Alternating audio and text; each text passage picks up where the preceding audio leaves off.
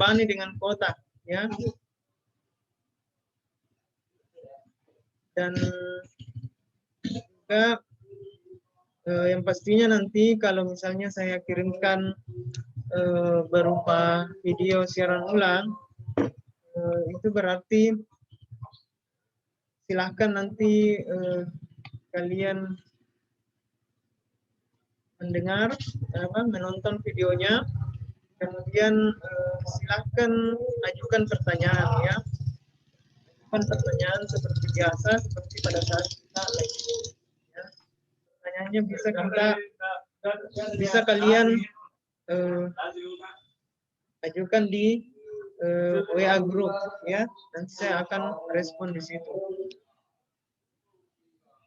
Oke, teman-teman sekalian, negara, berbicara tentang negara, salah satu unsur negara adalah wilayah, ya. Jadi wilayah inilah ya,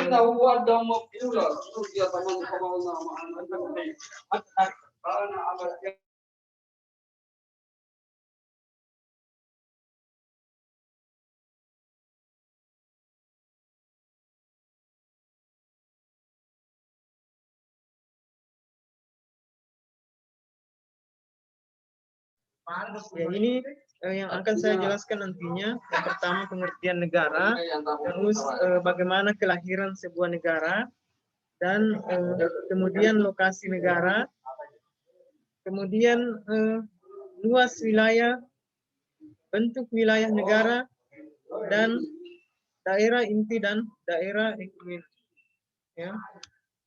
Yang pertama pengertian negara. Jadi negara itu adalah suatu wilayah politik yang terorganisir, ya. Jadi seperti yang kita ketahui bersama bahwa salah satu unsur negara adalah memiliki wilayah, ya. Jadi negara ini adalah suatu wilayah politik yang terorganisir, kemudian dinamis, memiliki batas-batas wilayah, ya,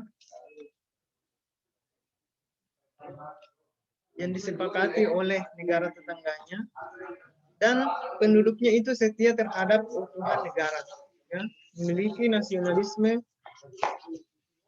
terhadap negaranya, ya.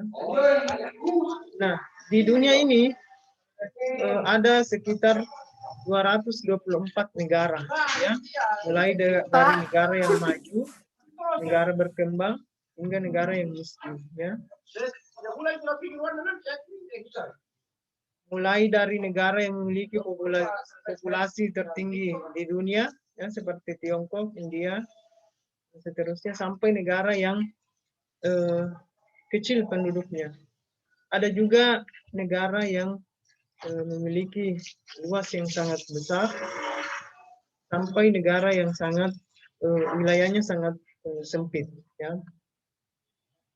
Sangat beragam negara, berbagai macam karakteristik negara di dunia ini.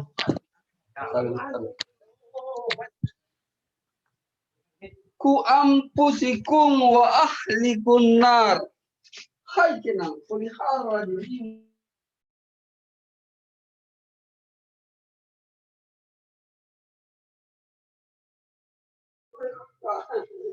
Kita lanjut, ya. Teori negara. Yang pertama, teori spekulasi, ya.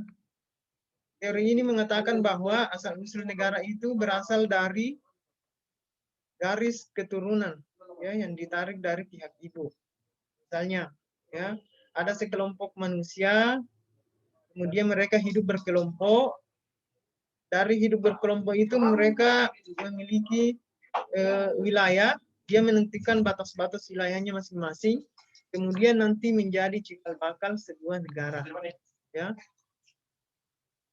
Ada juga teori historis, ya, teori negara ini, bahwa negara itu berasal dari sebuah sekelompok manusia yang mempunyai kebutuhan hidup yang sama, kemudian mereka membentuk wilayah.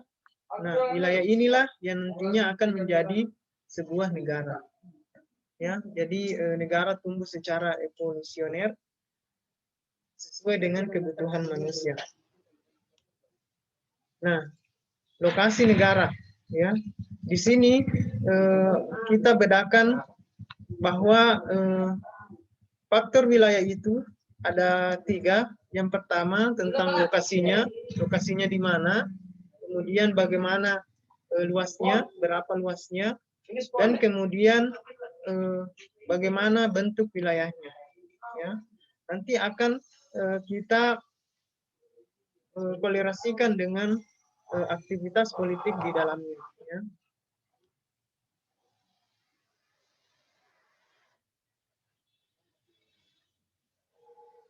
Tentang lokasi sebuah negara ini, kita melihat ada 4 pembagiannya, ya. Ada pembagian secara astronomis, ada pembagian secara maritim atau kontinental, ada lokasi berdasarkan visinal, ada lokasi strategis, lokasi sentral, dan lokasi periferal. Ya, kita lihat satu persatu. Apa sih itu lokasi astronomis? Ya, jadi kita sepakati dulu ya bersama bahwa bumi ini bentuknya bulat, ya. Itu terdiri atas garis lintang, garis bujur, ya. Nah, kemudian ada juga di tengah-tengahnya ada garis khatulistiwa. Kalau garis lintang itu dia dari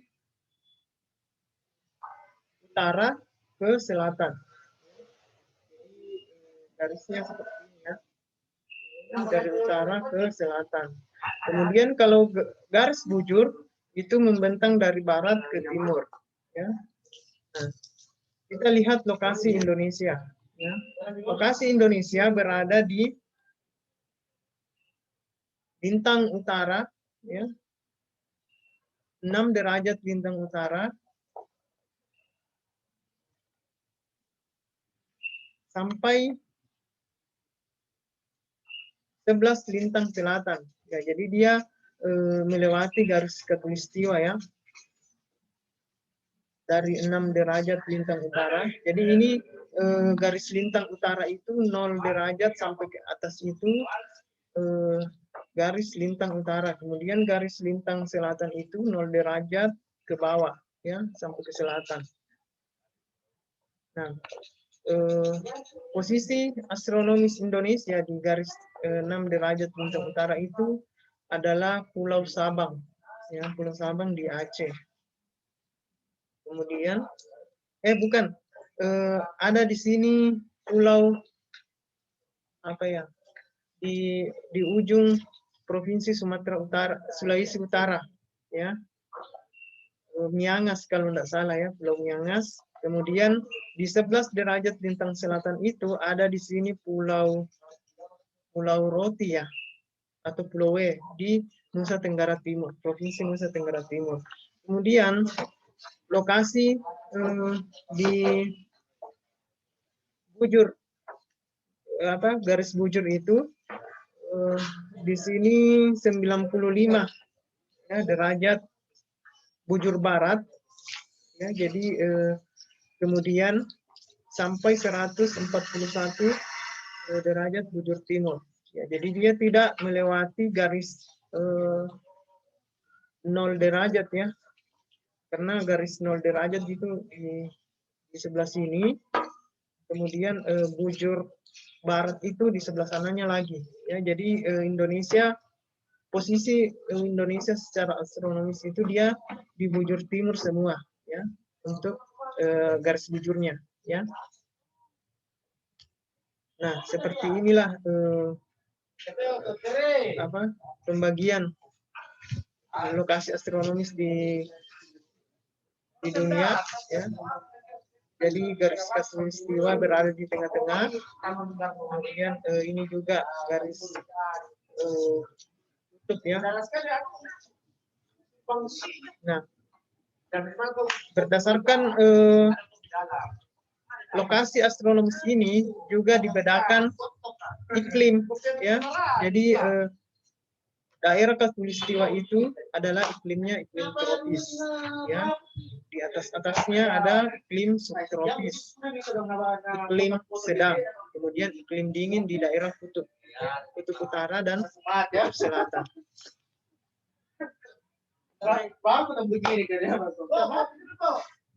Van Valkenburg, seorang ilmuwan, mengatakan bahwa kondisi iklim memiliki arti penting bagi aktivitas suatu negara dalam membentuk struktur dan perilaku politiknya.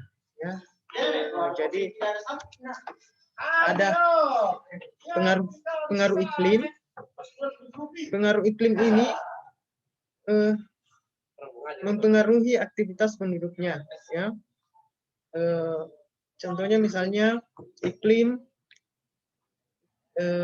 negara kita, iklim iklim cuaca hujan sama cuaca kemarau. Nah, jadi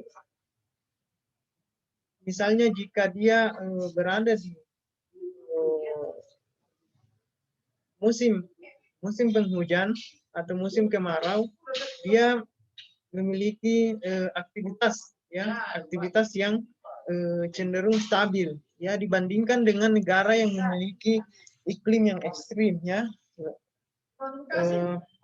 sampai suhunya minus derajat Celcius, itu pasti mempengaruhi aktivitas penduduknya untuk bekerja tiap harinya, ya. Beda dengan negara kita yang memiliki iklim yang relatif stabil, sehingga aktivitasnya tidak begitu terganggu, ya. Kemudian di pengaruh iklim juga ada kemungkinan potensi SDA, sumber daya alam, ya. Ini juga bahwa sebuah negara yang memiliki iklim stabil atau iklim tropis yang seperti di negara kita, kemungkinan memiliki potensi sumber daya alam dari pertanian itu bagus, ya, karena tumbuhan atau tanaman bisa tumbuh dengan baik di iklim tropis, ya. Kemudian ada juga pengembangan jaringan lalu lintas, ya. Pengembangan jalur lalu lintas itu akan memilih daerah-daerah yang memiliki iklim yang stabil dan sebagainya, ya. Misalnya saja, ya, kita contohkan bahwa negara yang memiliki misalnya musim yang sangat ekstrim, ya, di daerah kutub, itu pasti akan dihindari untuk dilakukan misalnya jalur perdagangan laut, ya.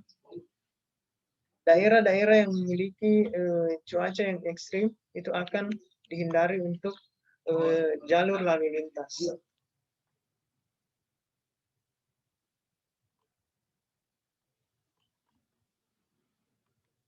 Nah, jadi pada umumnya itu negara yang memiliki power yang besar, ya, negara maju itu terletak di iklim sedang, ya, sedangkan daerah berkembang, ya, biasanya terletak di daerah iklim tropis, ya. Negara berkembang menyiapkan bahan baku untuk industri negara maju, ya. Negara maju yang biasanya sangat minim untuk menghasilkan bahan baku industri, biasanya akan mengambil bahan baku dari negara-negara berkembang, ya, yang memiliki iklim tropis, yang memiliki tanah yang subur untuk memproduksi bahan baku tersebut, ya. Nah, Indonesia, negara kita, memiliki dua musim, ya, musim kemarau dan musim penghujan. Itu alhamdulillah suhu udara itu tidak ekstrim, ya. kisaran 26 sampai 34 derajat Celcius.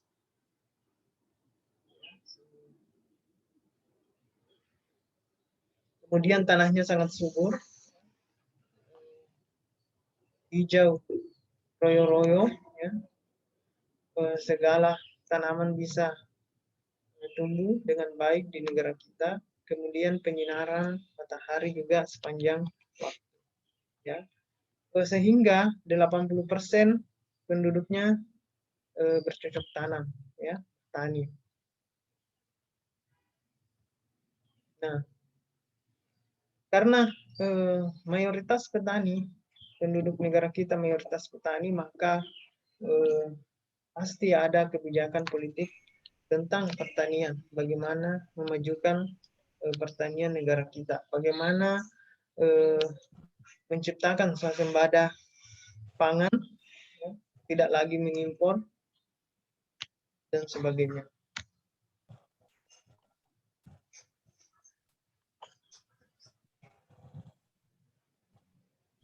Dari kebijakan politik pertanian itu ternyata tidak berjalan dengan baik, ya. Kenapa?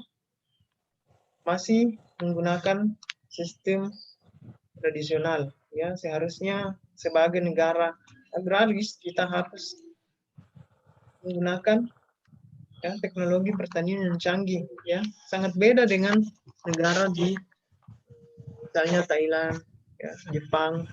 Di Jepang itu teknologi pertaniannya sudah sangat maju karena misalnya mau menyemprot hama tanaman, mau memupuk, dia sudah pakai drone, ya.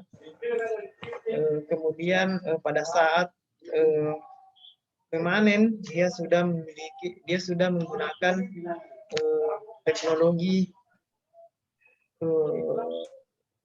dia sudah menggunakan peralatan yang sangat canggih, ya. Jika sistem masih menggunakan sistem tradisional, hasil tidak akan optimal, ya. Sehingga pangan kita menjadi langka, kita timbul kebijakan untuk mengimpor bahan pangan, ya. Selain kebijakan politik pertanian, ada juga kebijakan energi, ya. Ini juga kebijakan energi tidak berjalan dengan baik, ya. Padahal negara kita sangat melimpah. Negara kita sangat melimpah dengan energi alternatif yang bisa kita usahakan untuk menghasilkan energi, tidak melulu menggunakan bahan fosil, ya, yang tidak bisa diperbarui. Kita memiliki sinar matahari, angin, air, ya, panas bumi, itu semua bisa menjadi energi alternatif yang bisa membangkitkan listrik, ya. Kemudian untuk menggantikan cadangan fosil, karena minyak mentah ini suatu saat akan habis, ya. Kalau cadangan fosil ini habis, maka mau tidak mau kita harus beralih ke energi alternatif. Nah, ternyata kebijakan energi nasional kita itu tidak menguntungkan, ya, karena cadangan fosil kita itu ternyata diekspor, ya. Baru kita mengimpor bahan bakar minyak yang sangat mahal, ya. Kita mengekspor minyak mentah yang harganya sangat murah, tapi kita mengimpor bahan yang sudah jadi itu jadi sangat mahal, ya. Nah, lokasi maritim versus lokasi kontinental, ya. Ini adalah lokasi negara berdasarkan lautan dan daratannya, ya. Kita lihat pembagiannya seperti apa. Ini juga sangat berpengaruh untuk kekuatan sebuah negara, ya. Yang pertama, one sea location atau lokasi dengan satu laut, ya. Misalnya, ya, ini adalah benua Amerika Selatan ya, Amerika bagian selatan. Itu salah satu, misalnya Brasil, salah satu batas wilayahnya itu adalah laut, ya. Misalnya lagi Argentina, salah satu batasnya adalah laut. Chili, kemudian Peru, Kolombia, Venezuela, dan sebagainya. Ya. One sea location. Ada juga negara dengan dua batas wilayahnya itu adalah batas laut. Ya, misalnya Meksiko. Ya, batas wilayahnya di sini adalah laut, kemudian di batas timurnya juga laut. Ya, dua bagian batas wilayahnya adalah batas laut. Contoh lain adalah Italia. Ya. Ya, nanti kita lihat bagaimana keuntungan dan kelebihan dan kekurangan lokasi dengan adanya batas laut. Ya. Kemudian ada juga negara yang memiliki 3 batas wilayahnya adalah batas laut, ya, seperti Kanada, ya. Sebelah sini. Ada juga Turki. Ya, Turki.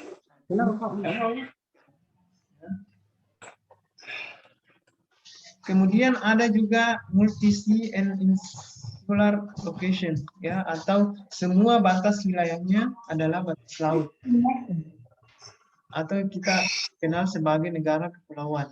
Ya. Contohnya Singapura, ya, semua batas wilayahnya itu adalah laut. Kemudian Filipina juga, ya, dia tidak memiliki batas wilayah dengan negara lain. Dia tidak memiliki batas wilayah daratan dengan negara lain, ya. Jadi seluruh wilayahnya dikelilingi oleh laut, ya. Jadi negara mayoritas penduduknya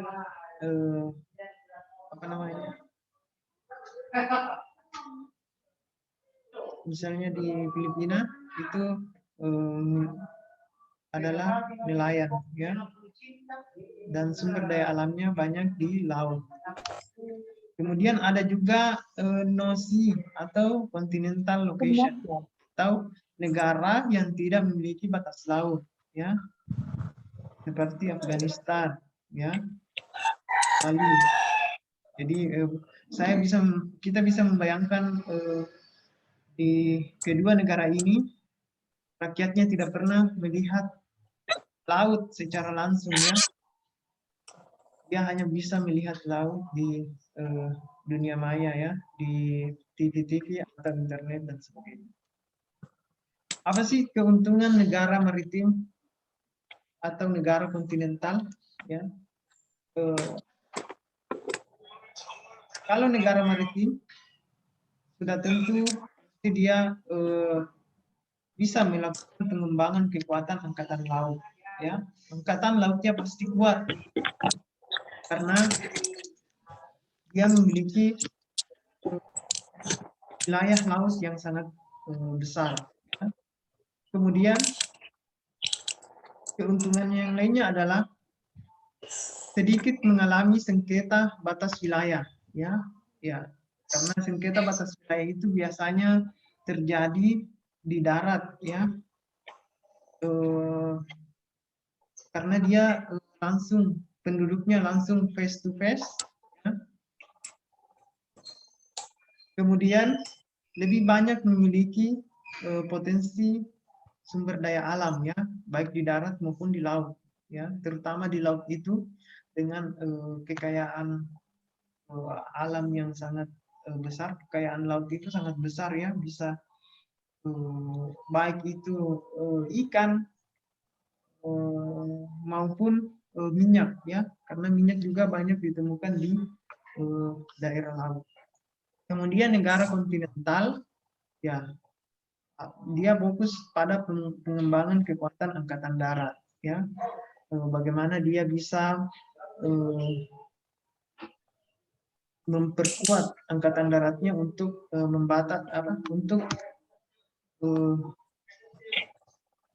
untuk menjaga batas wilayahnya, ya.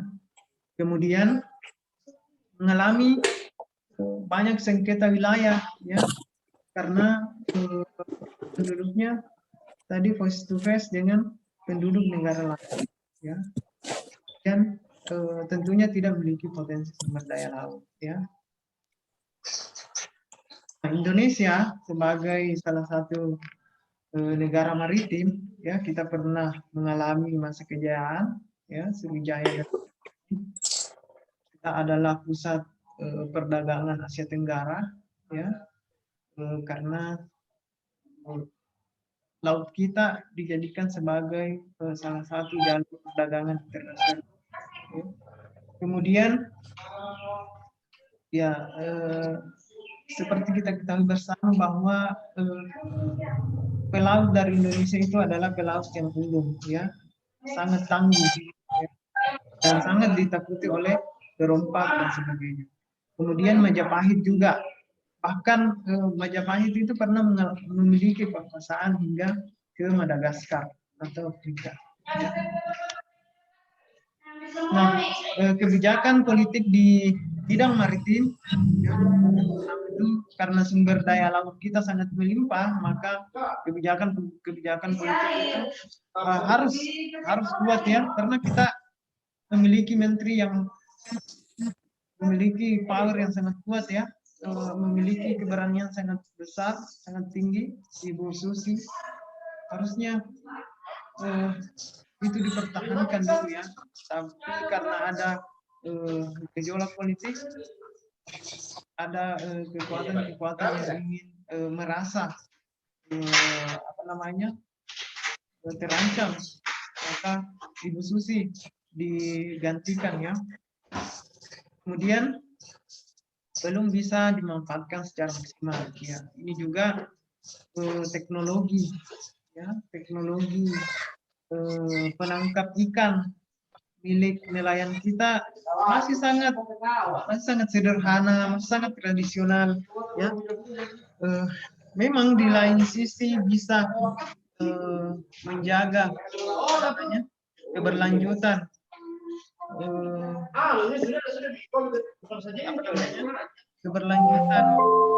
sumber daya alam, tapi akan tetapi itu di lain sisi negara-negara yang memiliki teknologi penangkap ikan yang sangat canggih itu yang menghabisi sumber daya alam laut negara kita, ya. Curian ikan, ya, dari negara lain itu sangat marak terjadi, ya. Bagaimana tidak jika karena negara lain itu memiliki teknologi kapal yang sangat canggih, pada saat dikejar itu polisi laut itu tidak sanggup untuk mengejar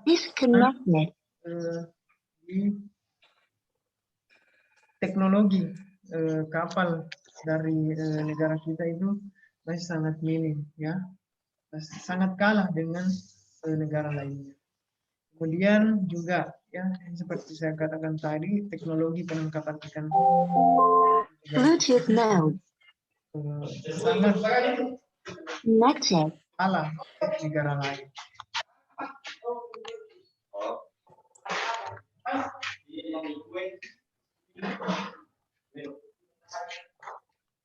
Lanjut, kemudian ada juga lokasi visinal, ya. Ini lokasi berdasarkan posisi lingkungan suatu negara hubungannya dengan negara tetangga, ya. Ini juga sangat strategis karena menyangkut perkembangan politik, keamanan dan pertahanan, ya.